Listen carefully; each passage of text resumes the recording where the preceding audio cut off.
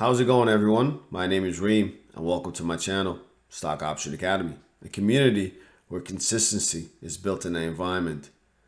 If you want to make a living from trading options, there are certain steps that you must take. Stick around as I will explain one in this video. I need you guys to get in the habit of recapping your trades.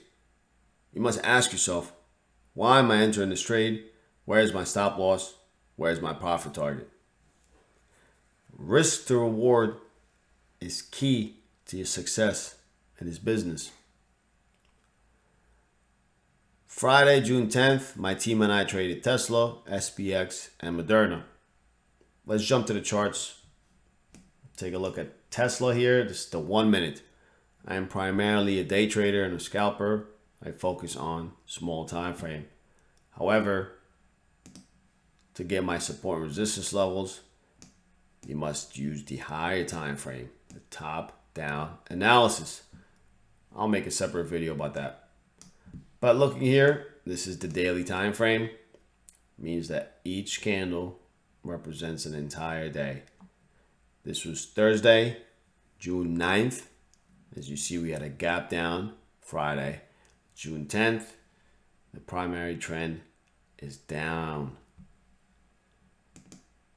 After that, I noticed that we have a hold pre-market of a psychological level. We had the gap down right into 700. So why am I taking this trade? First, I'm looking for a possible gap fill, right?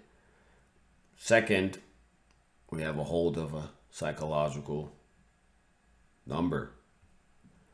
So I notified my team and I was looking for a reversal candle that's open. As you see, we get one right here. Bear trap right below pre-market lows. Now I'm looking for a potential setup to the upside. As you see, I have a bull flag right into my VWAP. I alerted my team.